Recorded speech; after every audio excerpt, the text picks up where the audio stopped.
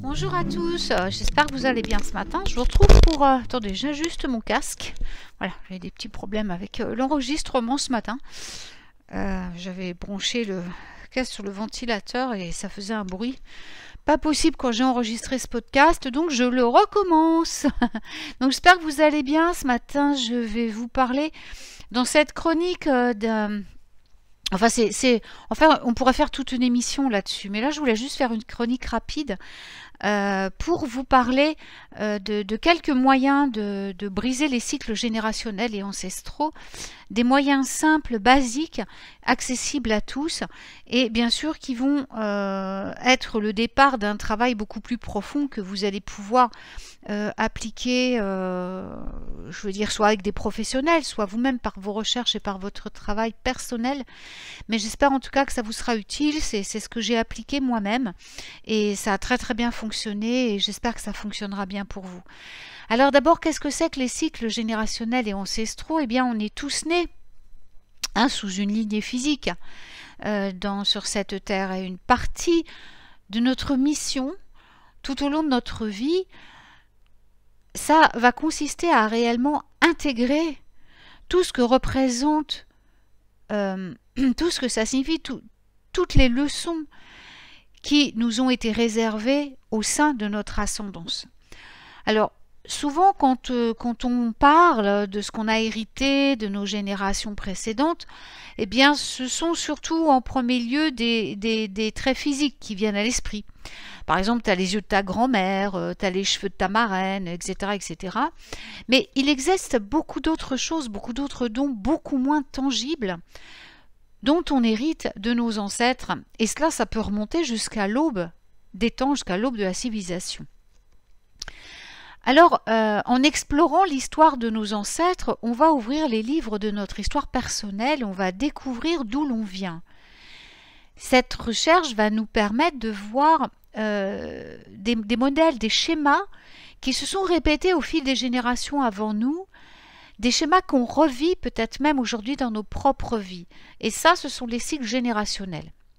Certains d'entre eux peuvent nous aider vraiment, nous rendre plus forts et nous aider même dans notre évolution spirituelle. Mais d'autres, malheureusement, et c'est souvent le cas, sont porteurs de traumatismes qui sont profondément enracinés et on doit les libérer, on doit s'en libérer pour pouvoir expérimenter la véritable liberté, une voie différente qu'on va tracer, une voie plus saine pour nous-mêmes, mais surtout pour nos enfants et les générations futures.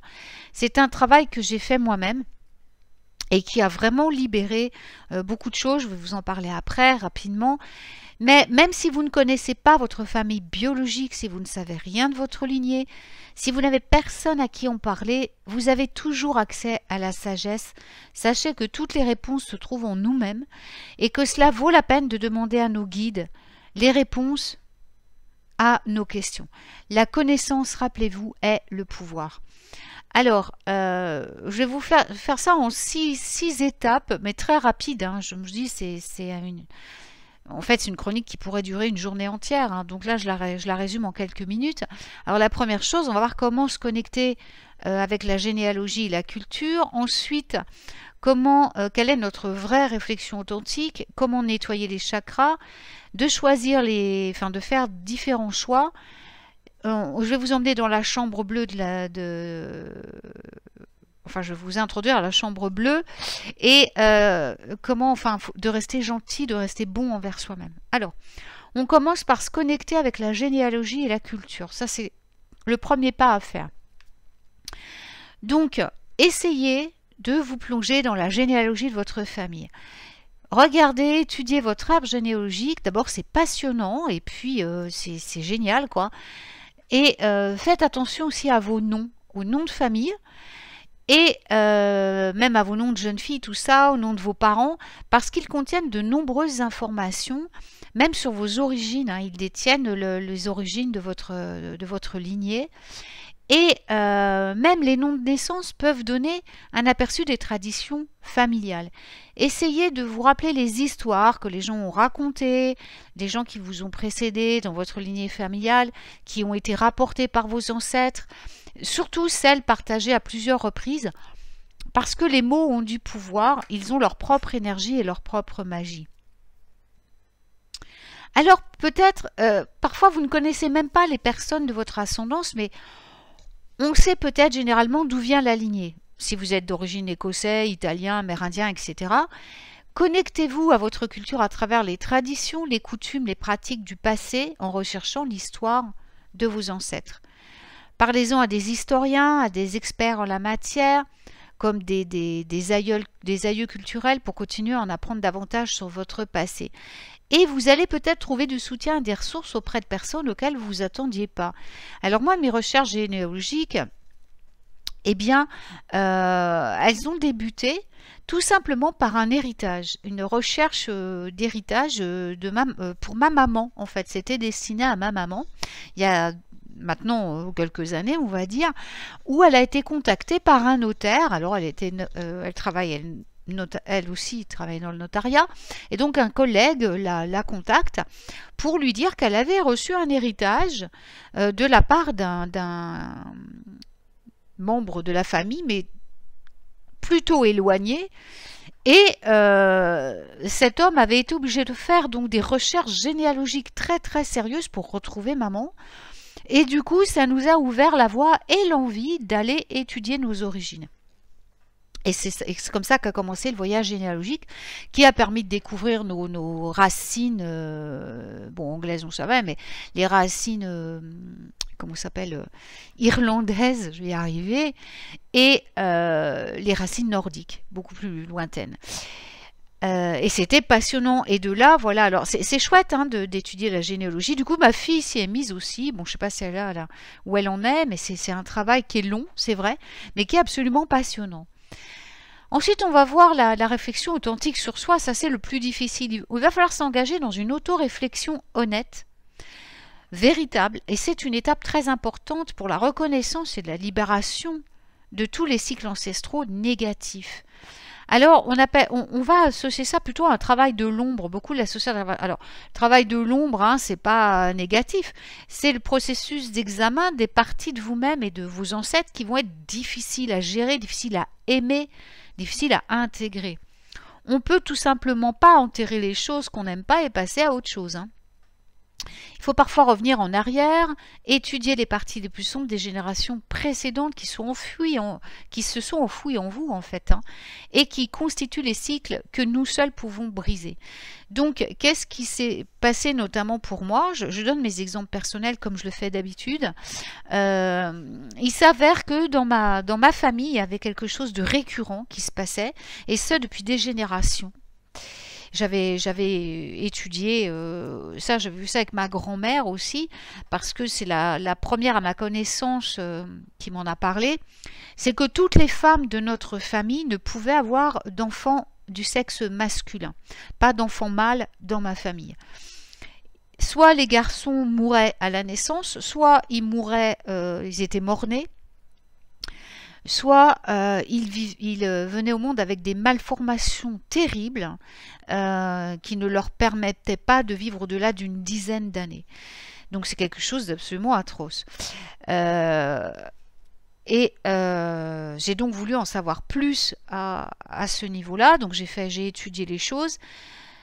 J'ai découvert des choses pas très très jolies. Hein. Et ce qui fait que c'est de ça que résultait au fait cette horrible chose, donc que toutes les femmes de ma famille ne pouvaient pas avoir d'enfants mâles. Et donc j'ai réussi, j'ai travaillé là-dessus avec mes guides, avec les archanges, tout ça, j'ai réussi à casser, parce que je ne voulais pas que ça arrive à ma fille. Ma fille à l'époque n'avait pas d'enfant, elle n'était pas encore mariée d'ailleurs, hein. Et je voulais surtout pas que ça se poursuive dans ma lignée et dans ma famille en général.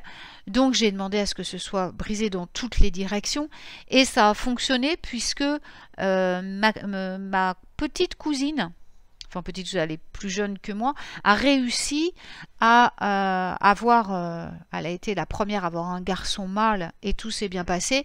La seconde en a eu un aussi, sa sœur, mais malheureusement, bon, c'est pas trop grave, mais il a quand même un petit handicap, mais qui est rien du tout, qui ne l'empêche absolument pas de vivre. Ça se trouve au niveau de son œil, d'un de ses yeux.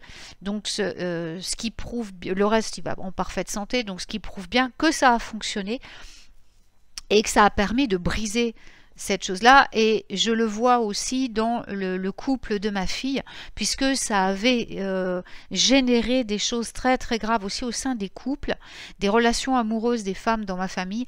Et je peux constater que ça a été vraiment rompu, puisque, alors pas au niveau de mes cousines malheureusement, mais au niveau de ma fille, on voit que tout est rentré dans l'ordre et que tout s'est apaisé à tous les niveaux. Donc ça a vraiment fonctionné et je vous invite vraiment à faire ce genre de travail parce que c'est très important, même si vous risquez de découvrir des choses pas très jolies ni très agréables, à se dire bon sang, mes ancêtres ont fait ça ou ça et ça, mais ça n'a pas d'importance. Vous êtes peut-être venu pour rompre tout ça et ça vous assurera certainement, si ce n'est à vous, mais au moins à vos enfants, à votre descendance, un avenir bien meilleur et surtout une bien meilleure santé.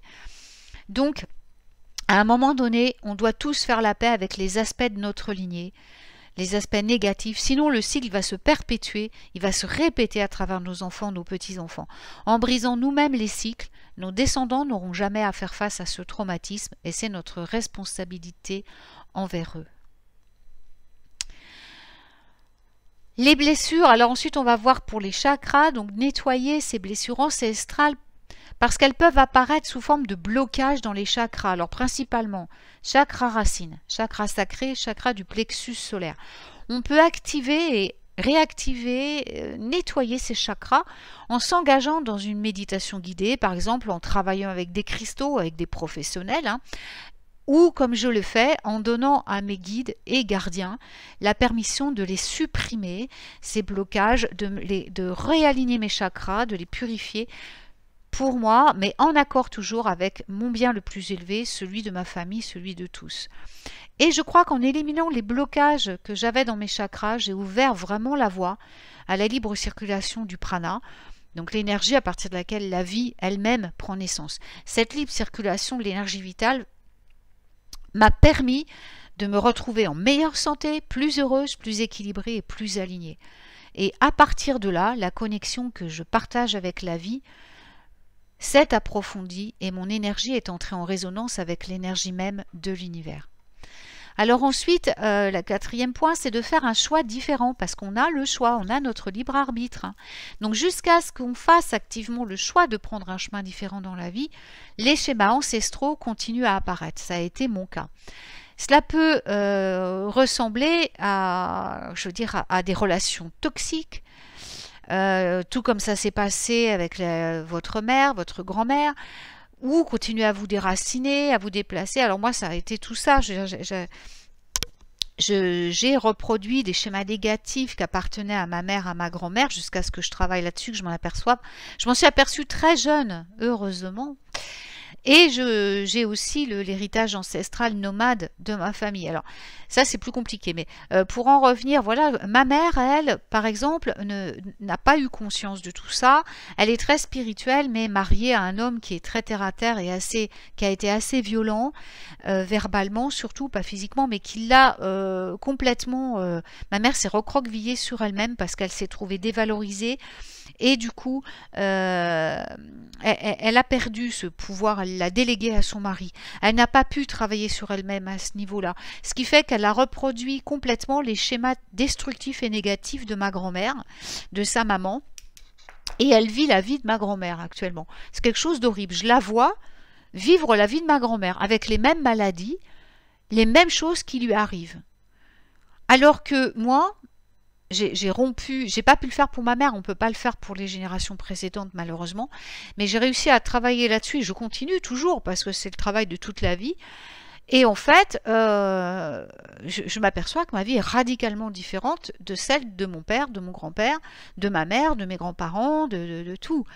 Hormis pour la partie nomade, que là, j'arrive pas vraiment, et puis parce que je l'aime en fait, donc j'ai pas vraiment envie de l'enlever, parce que j'aime moi-même. Je l'ai enlevé pour ma fille, pour mes descendances, mais pour moi je l'ai gardé, parce que c'est quelque chose que j'ai profondément en moi, cet aspect nomade que j'aime, parce que je me sens bien de me déplacer, de changer de lieu de vie, j'adore ça. Je sais que ça appartient à mes racines nomades, mais avant, c'est un choix personnel. Là, j'ai choisi de garder ça parce que ça me fait du bien. Voilà. Ça aurait été nuisible pour ma vie, je l'aurais enlevé aussi. Mais il s'avère que ça me fait du bien. Donc voilà, bon, ce qui m'amène à changer tout le temps de lieu de vie. Bon, voilà, c'est comme ça. Mais c'est mon choix, j'adore ça, même si des fois ça peut, bon, au niveau des administrations, tout ça, c'est pas toujours, surtout en France, c'est pas pratique. Mais peu importe, je suis nomade dans l'âme et je peux pas me l'enlever. Ça, c'est un truc et je n'en ai pas envie parce que c'est quelque chose que j'aime, voilà, qui appartient à mes ancêtres et c'est peut-être un hommage que je veux continuer à leur rendre. Mais par contre, je l'ai enlevé pour mes descendants. Ce qui fait que ma fille est sédentaire, voilà, et elle est pas du tout comme moi, elle est très stable, très machin, voilà. Je parle de stable au niveau du déplacement de vie, hein, je parle pas au niveau des sentiments, des choix avec les partenaires, tout ça. Hein. Donc, et justement, c'est pour en arriver à ça, voilà, on a vraiment le choix là-dessus. On est seul à prendre la décision de changer en reconnaissant d'abord ce qu'on a envie de vivre, ce qu'on souhaite vivre. Est-ce qu'on souhaite vivre quelque chose de différent, des cycles répétitifs? Donc ensuite, on travaille consciemment à cette transformation. Parce que j'entends des gens dire « Ah oui, ben, mon père, il a eu ça, je vais avoir ça ». Beaucoup de gens vivent les choses par fatalité. Mais non, pas du tout. Ça n'a rien à voir. Si vous choisissez de ne pas avoir les maladies que vos parents ont, vous avez tout à fait le choix de ne pas les avoir. Vous n'avez pas à vivre la vie de vos parents. Ensuite, nous allons partir faire un petit tour dans la chambre bleue. C'est un espace de guérison. C'est un espace de guérison qui existe en dehors de l'espace et du temps. C'est un espace que j'ai découvert. Il se trouve au niveau des chakras supérieurs et des royaumes supérieurs. On peut s'y rendre à tout moment, pour avoir des conversations avec nos guides, avec nos proches décédés, avec nos ancêtres. C'est un endroit vraiment particulier où j'ai emmené plusieurs de mes élèves aussi, où j'ai emmené des participants à mes stages, à mes séminaires, où je les ai emmenés pour, comment dire, rencontrer des guides spirituels. C'est un endroit où nos guides spirituels peuvent résoudre les conflits de manière interdimensionnelle en notre nom. Tout ce qui est demandé, c'est notre intention, notre volonté de nous abandonner à nos guides. Dans cette chambre bleue, les réponses que l'on cherche sont traitées conformément au plus grand bien de toutes les personnes impliquées. Il suffit de demander à vos guides de vous y emmener. Et une fois là-bas, vous pourrez vraiment leur déléguer, parler avec eux, vraiment dans cet endroit sacré et magnifique. Et là, vous verrez, vous pourrez vraiment leur déléguer ce travail. Et ce sont eux qui agiront à votre place, c'est-à-dire que vous serez sûr que tout sera fait conformément à la loi divine. Ce qui est préférable au fait que des fois on veut faire des choses nous et que ça tourne mal. Hein. Ensuite, le dernier point, c'est d'être gentil avec nous-mêmes. Alors, si on arrive à un cycle, un truc qui est vraiment trop dur à regarder, moi j'ai fait ça en palier, parce qu'il y a des choses, c'était pas évident du tout, je peux vous le dire. Donc, il faut faire des pauses. Ça peut être particulièrement difficile quand on commence à reconnaître qu'on continue à évoluer dans les schémas de nos ancêtres et qu'on les met dans notre propre vie. Il ne faut pas aller trop loin, il faut rester avec ce qu'on est capable d'assumer et avec ce quoi on est à l'aise, voyez. Donc n'allez pas explorer ce que vous n'êtes pas prêt à faire et surtout ne le faites jamais seul, faites-le toujours avec vos guides, avec votre ange, voilà, faites-le toujours avec votre guide, hein, votre ange gardien. Alors, ce qui est important, c'est de toujours veiller à ce que votre santé émotionnelle, spirituelle et physique reste au top. Donc traitez-vous avec gentillesse quand vous travaillez sur ces cycles générationnels, surtout les plus profonds, et n'oubliez jamais de prendre soin de vous. Récompensez-vous quand vous passez des étapes avec succès. Prenez des pauses, réaugmentez, relevez les vibrations. Rappelez-vous la loi du Kybalion, remontez vos vibrations de la manière que vous préférez. écoutez de la musique, prenez un bain, vaporisez de l'eau de rose, enfin bon, appliquez les lois du Kybalion, remontez les échelles, voilà. Et aussi pensez toujours à vous réancrer puissamment et à vous purifier ainsi que votre lieu de vie. Donc, pour conclure, je dirais qu'au début, ça peut être très difficile de reconnaître les cycles générationnels ancestraux, mais également de procéder aux ajustements nécessaires pour les briser. Mais quand on y arrive, on voit, on ressent cette liberté, cette connexion spirituelle qui est approfondie, qui s'offre à vous, mais aussi et surtout à vos descendants. Et on réalise que le travail acharné en vaut plus que la peine. Alors tout ce que je vous souhaite vraiment de tout mon cœur, c'est de trouver la clarté et le courage nécessaires pour accomplir ce travail profondément spirituel et de voir toute votre vie et votre héritage se transformer pour le mieux. Qu'il en soit ainsi. Je vous remercie, je vous souhaite une très belle fin de journée, il n'est pas tard, donc une très belle journée et à très vite pour de nouvelles aventures magiques.